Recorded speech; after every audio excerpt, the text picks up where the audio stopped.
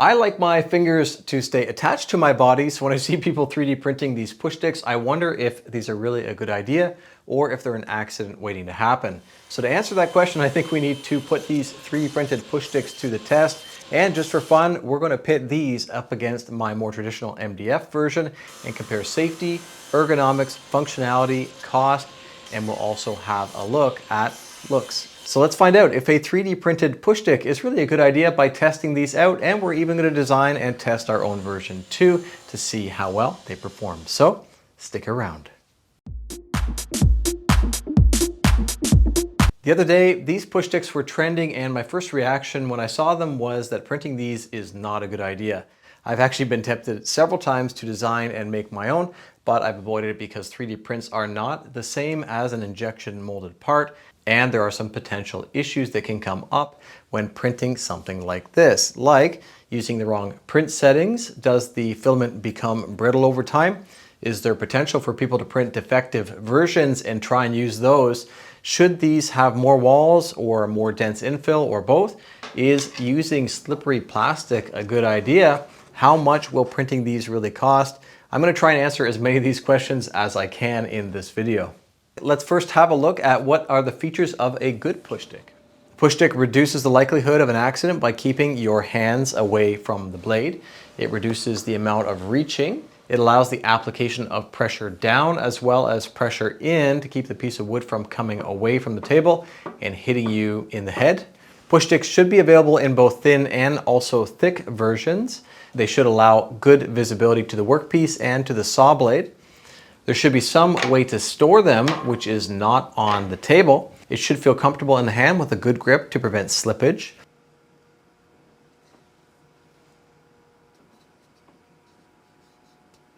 And a bonus, I think, is to combine the long reach push stick with a standard push stick. That way we don't need to switch halfway through the cut. We're going to be using push sticks most commonly for the table saw, but you can use them for the bandsaw, the router table as well, the jointer also. The video that I saw for the 3D printed version was specifically for the table saw, so that's what we'll be focusing on today. These ones here are really designed for the table saw. I would do something a little bit different for the bandsaw. I do something a little bit different for the jointer as well. It says on the website that we can print them in whatever material we want. You can print them in PLA, ABS, PETG. I've made a few from basic PLA, and I've used the Bamboo X1C with a 0.6 millimeter nozzle. The rest of the settings I've used match the print profile, which has only 2 walls, 35% gyroid infill, 3 tops and 3 bottoms as well. The issue that I have with PLA mainly is that it can become brittle over time. So to simulate that brittleness, I've actually put one outside in the heat, and we're going to see a little bit later on if there's any impact from that. So these are all of the push sticks that I have printed. And none of these are my design. These are the ones that appeared on my feed that I wanted to test out.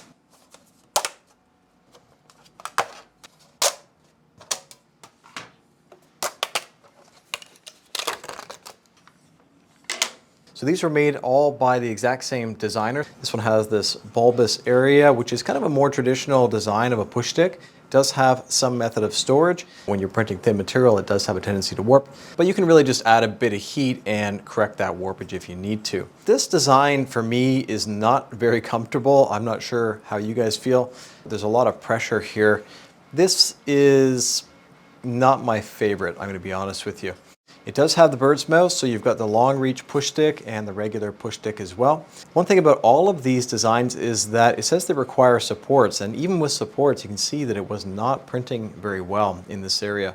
So I would ask the designer to make a little change to this model and change the curvature. You can see it's got quite a large radius on there, and it's trying to complete that radius on the back side as well, and it is not able to get it even with supports.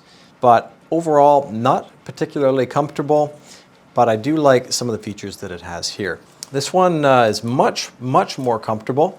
It's a very cool design. I like the honeycomb type of design, and it has the same type of features here. They're all so different from each other. If you take a look at this one, they don't match. They don't match in length, they don't match in shape. This one and this one do match, but basically one is just a honeycomb and one's not.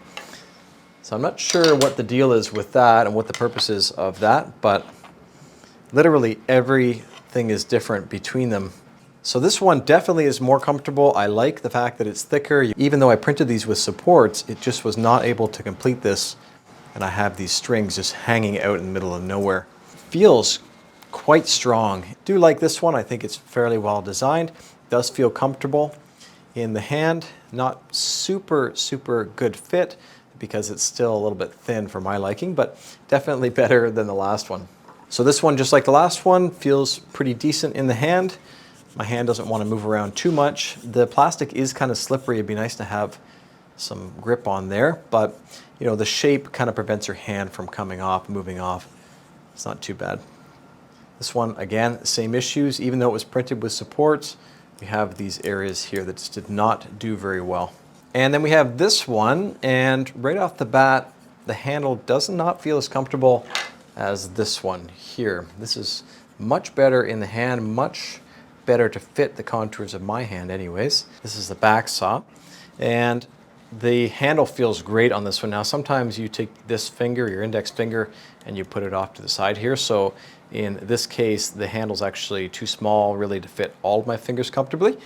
But the idea is that it captures your hand. You can see at the top here and the bottom that your hand is really locked in place and very well protected as well. And if you look at the shape of this, it bulges out here to fit the palm nicely. And then it's basically parallel or fairly close to parallel here. We do have this kind of bulge on the back side, but no way of capturing on top and bottom, but it's actually going the opposite here. It doesn't really work right, at least with where my fingers tend to bend. Yeah, it just doesn't feel right, unfortunately. I do like the fact that it has all of these holes for some visibility. I don't know why the holes aren't centered, but it does double as the long reach push stick as well, which is kind of nice. The way that these die into the build plate, only on this side, really should be much less of an angle. It's dying in, coming in almost horizontally at this section, and it's just very difficult to get a good finish on that. I have some 2x12 in spruce. So the plan is to rip these boards into fairly thin pieces, just slightly wider than each push stick. Then we'll get a good sense of how each one works. And I'll actually rate them on a chart against each other, and I'll rate them against my wooden version as well. I have the saw blade set a little bit high. We're just going to lower that down slightly above the top of the material, and then we'll rip each one of these.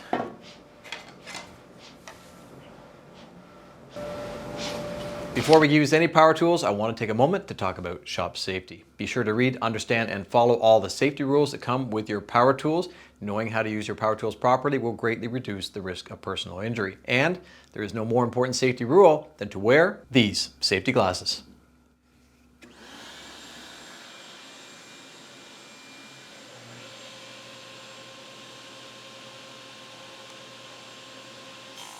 So a few initial thoughts on this. The handle is actually quite comfortable. I think that that was very well done. I got the feeling, and it might just take a bit of getting used to, that my hand was a little bit closer to the blade than I like. And if you look at the position of the handle here in relation to this cutout, this is too far forward. This should actually be further back. And I get why somebody would design it that way, because when you're applying force, you can more easily apply force down to the material, but you don't need to apply a lot of force to prevent your material from lifting up.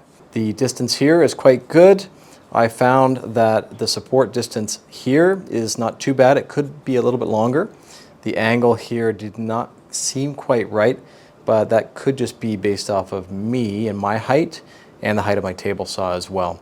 You can see already, even though I was trying to be careful, I am cutting up the material a little bit. So not too bad for a first try. Let's move on to the next one. This is basically the same one, but it's got these cutouts, and that might offer an advantage of some kind.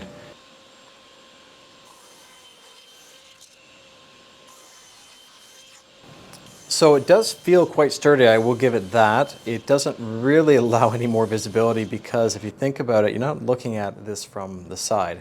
You're looking at it more like this angle, and you can't see anything. So if anything, the hole should come through on an angle if you're thinking about visibility. I don't really think it's that important, but it's kind of a cool feature. I did, again, find the angle was a little bit off on this one, I tried using it sometimes and pushing all the way through. To me, it feels like my hand is too far forward on this. My hand should be back here, and that way you're not reaching as far. And then you don't even need to use this section as much. The hexagon pattern kind of gives you a little bit more grip. You know, you can grip onto this just about anywhere and the hold is pretty good, whereas the other one does not have that advantage. Next up is going to be this one here, the one I said didn't have a very comfortable handle, but I do see it leaning pretty far forward, so maybe that's an advantage and allow it to apply a little bit more force more easily downward on the workpiece. These holes, I'm not really sure that they're going to offer any advantage again because we're not looking at it from the side, we're looking at it this way. Again, the handle is pretty far forward, so if it were me, I would bring this quite a bit further back. So I did find that the handle is not very comfortable. The angle of the handle is actually not too bad. It does allow quite a bit of force to be applied downward. It's not critical that force be applied downward. This is just here to prevent lifting of the board. Other than that, I did again find the handle a little bit too far forward. This angle of the cutout does not seem right, but again, it could just be me and my table saw. The holes did not offer any visibility, so they're just there for either decoration or for hanging, which they would work pretty well for. It's a lot to choose from, or maybe they're there for some other reason. I think this one in particular is not going to be very comfortable, and that's just because it is so thin. Ideally, the design would be a thin section down here towards the bottom, and where your hand is attached or where your hand is riding on it is going to be quite a bit thicker. I made this a few years ago. It is by no means perfect, but you can see some of the changes here. The cutout is here and the handle is set further back, so there's a lot less reaching required. You can see how it transitions from a thicker handle, you can get a decent grip, to a thin section here, allowing me to cut thin material. It is the only one that I have like this, and it's still in really good shape. Not the best design that I've ever come up with, but it is very functional.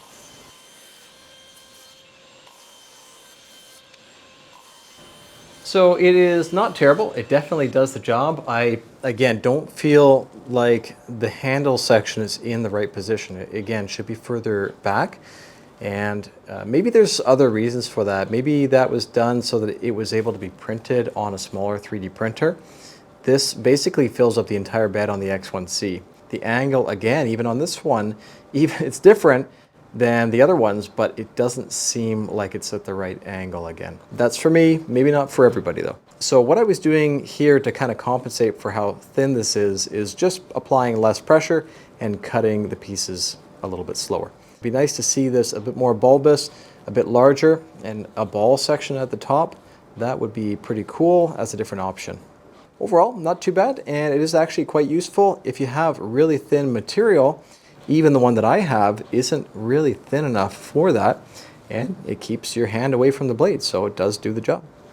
So this is one of my hand saws in desperate need of a restoration, but I found that the grip on this saw is really nice and super comfortable. And of course, these grips are proven to work and to be comfortable over a very long period of time. So I figured it wouldn't be a bad idea to take this design and adapt it to something that's a bit more modern. So that is where this shape came from. That it's basically a perfect match. Since I was naming it on the laser, I went a little bit further and I added this hatching pattern, diamond pattern there, just for a little bit more grip, and it does do a pretty good job. I've gone and applied a finish to some of them, and this one I've just left without a finish on it. This one has sandpaper on the bottom. This is something I like to do for all my push sticks because it allows me to push slightly inward to adjust the material if I need to push it towards the fence. Also some sandpaper here and sandpaper here, all for a little bit more grip. Here's one which is a couple years old and the sandpaper is still working perfectly. So sandpaper just glued on there with regular wood glue does work really well. That works on MDF or plywood. I have the cutout here on the front that allows me to push through. I have these holes here, so I can just adjust the position of my hand down, and that gets me into a better position to be pushing the material all the way through. And you can see how far back the handle is in relation to this cutout here. That sets my hand further back away from the saw blade, just making me feel a little bit more comfortable. This is made from 19 millimeter MDF, and I've also rounded over the edges here too for an even more comfortable feel. I rounded over the top as well, and the back, and then in this hole on both sides.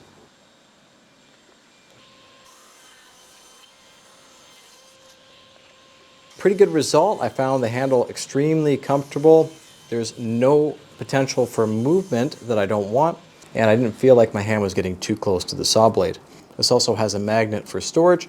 This is set a little bit too far down. It should be perfectly flush with the surface, so that works really well too, and you can store it on the side of your table saw. Sandpaper maybe isn't a necessity, but it is a really nice feature.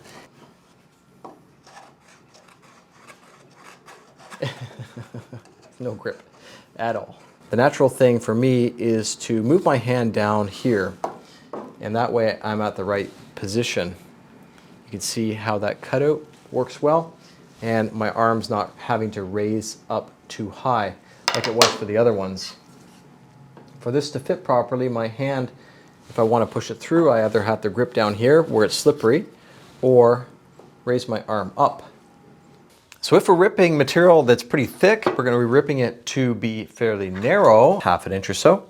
What we're going to have when we have the thick piece in here is that my hand is above the fence quite a bit.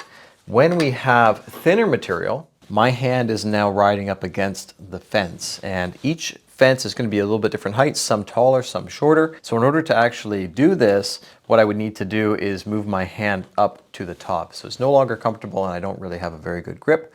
So if we compare the 3D printed version versus my MDF version, I'm further back, I'm also higher up as well, so I can avoid that issue. If we take a look at this one, I don't think it's supposed to be used in the same way. I'm pretty sure this is supposed to be more like a ball end where you would apply pressure here on the palm of your hand. It just isn't going to be very comfortable because it's so thin. This one here is actually okay. It just barely clears the top of the fence for my pinky finger to fit in there. I was having a look at some of my old hand saws, and I really like the style of this handle. I like the looks of it, but I also really like the feel. It captures your hand in here. It feels really safe. And also this saw here, which is pretty comfortable, not as comfortable as the other one, but you can see that it has this nice hand carving in here too. So I really like those details, and I kind of wanted to duplicate that, but in a 3D printable version. So I designed this, and I'm calling this the Classy. I have another version called the Classy Thin for thin material. It's got pretty much all of the details of any of the other ones that I've done, but it just looks like a mini hand saw. There's a little bit of novelty to it, but you can do the exact same thing. You can put your finger out here if you want to, if you need a bit more space. You can also have your hand completely inside there. It's both raised up, just like the other ones I've designed, and also set back as well. And I've got the little sawtooth configuration in there. I have a hole here for storage if you want to store it that way. I also super glued on some 180 grit sandpaper. Actually, it's 220 grit sandpaper. We've got the little cutout there for the long reach version you can push through. I have a logo on here. See the 5 fingers? So using this, hopefully you're going to keep your 5 fingers unless you start with 4 or less. And we've got the embellishment on there too. So a lot of nice little details. I printed this in Prusa Mint, and this is Galaxy Black. And this is Prusa Orange. So we've got the hole there, but you don't really want to store it that way. So what I like to do is store mine here. So I've got 2 neodymium magnets in here. They are the rectangular style of magnets, 20 by 10 by 3. And I embed them right during the print. Having it right there, easy to access, easy to reach and use is perfect for me. You can also attach it to the side of the table saw, just like my other ones are right there.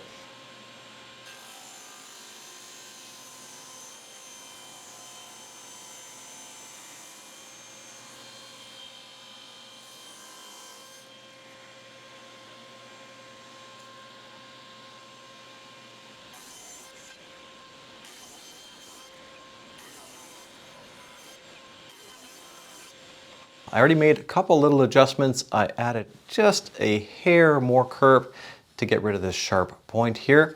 just to relieve a little bit of pressure if you're going to be using this for a really long time. I have, just like the other one, raised it up just enough to get your hand above the fence when you're cutting thinner material. You don't necessarily even need to use a long reach, but if you felt compelled to do it, you can keep your hand in the same position.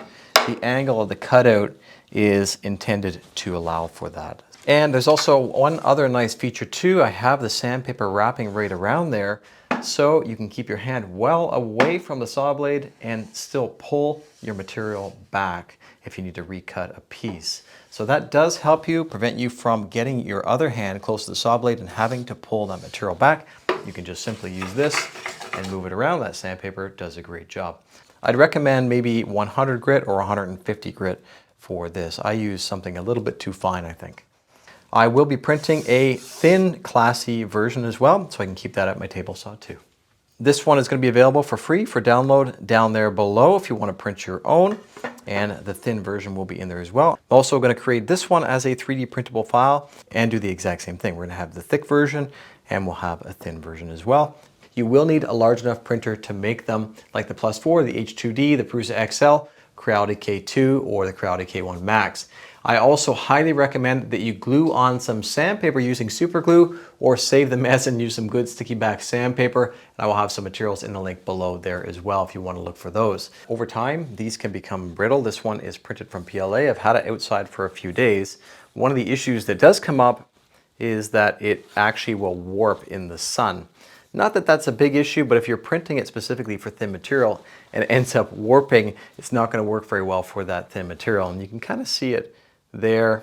It's gone off at a bit of an angle. You can just heat this back up and use a heat gun and lay it on something that's fairly flat, and it should flatten out.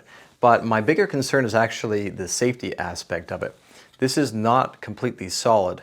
If I were printing something this thin, I would print it completely solid. With PLA, if you're going to be using these outside and leaving them in the sun and leaving them in all kinds of weather, you might get something that ends up being fairly brittle over time. So you can actually see some discoloration in here already.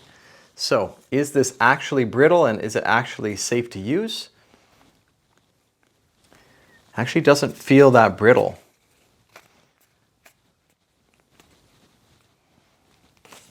So I'd recommend, if you print your own, that you give it the test like this, the flexi test, and that way if it's brittle, it's going to break in your hands like this. It's not going to break when you're using it at the saw over here. So give it the flex test.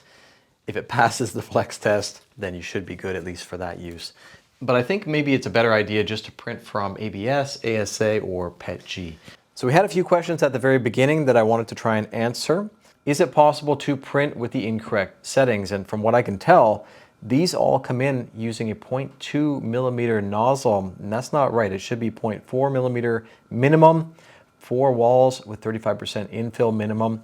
I'd recommend more tops and more bottoms as well. I think it said 3, but I would recommend 6 and 6 as a minimum. Heavier duty, the better. I will speak to the designer on these to make sure that if that is a real problem, that it is corrected for anybody wanting to print some of these. Will these break down over time and become potentially unsafe to use? And I think if you're using PLA, it can be a little bit risky depending on the conditions that you have in your workshop, or whether you use these a lot outside in all different type of weather conditions. So polylactic acid specifically is designed to be broken down over time. Now that's on an industrial scale. You do need certain conditions. If you're just to throw this in your yard or in your compost pile, it will take an extremely long time to break down on its own. But that doesn't mean it won't become brittle, and that would be my concern. So again, just do the flexi test if you decide to print from PLA, or print from a material that is not going to have those issues like PETG or ASA. Is there a potential to use a defective print? Absolutely there is. If somebody is new into 3D printing and doesn't really know what to look for, is using the wrong settings, they can have severe under extrusion issues, or they haven't calibrated their filament, and you may not get very good layer bonding. When it comes to something like this and you're applying force on here and putting your hand close to a saw blade, I would highly recommend that you use somebody who knows what they're doing, or that you know what you're doing and have some experience under your belt before you print something like this. Should these have more walls, more dense infill, more tops and more bottoms? Yes, yes, and yes. I think in the ideal scenario, these would be printed completely solid, and that's what you get if you were making something from plywood or from MDF. You get a solid piece. I don't think this is a good area to skimp on. So heavier duty, the better.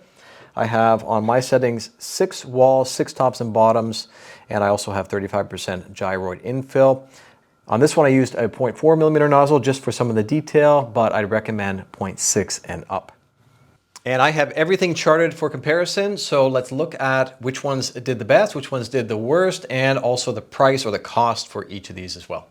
I have a total ranking for each one, trying to be as objective as I possibly can, knowing that I designed some of these. So feel free to dock me some marks on that if you feel like it. So the Ergo Hex, I actually liked that one quite a bit. I felt like the grip really helped on that one, and I wasn't expecting that. So I got a 76% on that one. The Ergo Solid though is a little bit lower because it lacks some of those features that the Hex had. It also wasn't quite as stiff as the Hex version. The Ergo Down, that's supposed to be one where you can adjust the thickness. I would not recommend adjusting the thickness on those at all. And also none of these were that printable because even with supports, they didn't turn out perfectly. The thin stock version, you already know from the video that I wasn't a huge fan of that. I think if it had more of a ball top on it, that would be much more comfortable. But I've got a ranking here of 58%. So it's not all bad, not terrible. The MDF version, which is called Pushy McStickington, actually is really good. I like the fact that it's got that extra grip on there. It's got a lot of features that I want in a push stick, and it took me a little while to come up with that design. Those are all run on the CNC machine. They can be run in a huge batch on the CNC, so it does affect the price and can drop the price down when we do something like that. Now I've got basically the same thing, except for I've got the 3D printable version. So it actually has a higher ranking than the MDF version. It has the ability to be 3D printed, the MDF version does not. The Classy has pretty much the highest ranking here. It has all the features, but it also has one more, and that's the looks. I think it looks the best out of all of them. You can change up the colors too, and you can even make it look much more like a saw too, which would be pretty cool, I think. I'm erring on the side of caution with the price using the most expensive materials. So each one printed with fairly heavy duty settings, 362. Ergo Solid 319, Ergo Down 340, the thin stock version 231, MDF. If we have no magnet, then it's $3.68 a piece. With a magnet, it's $4.72. Again, erring on the side of caution, using expensive magnets here. The push is $4.10. With the magnet, it's $5.24. And the Classy, the most expensive, it's the biggest one of all of them, but also has the looks to go along with it. $6.68. Or with the magnet is $7.72.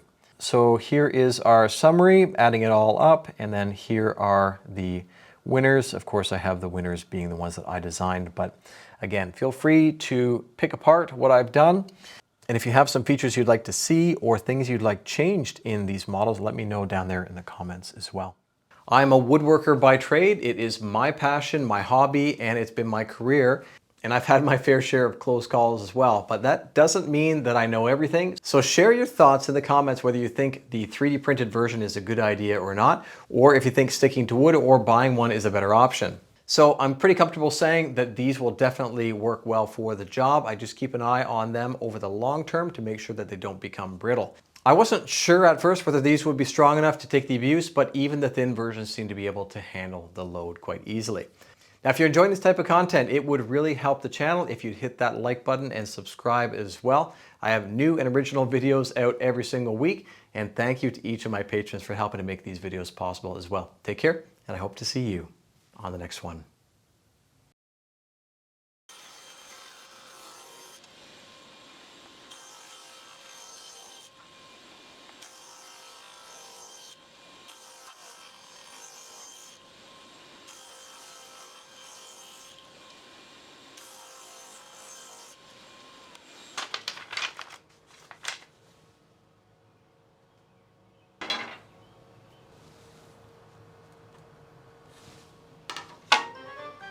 The rest of the settings match the print. File. Now it says that we can print them in pleat. I like my fingers staying attached to my body, so when I see people 3D printing these push it, blah blah blah blah blah blah blah. The grip feels. I like how it keeps your hand kind of captured in there. You can put a finger out. It's a plane. But again, you can just remove a finger if you need to, and your hand is still fairly well captured in there. As far as the position for push through,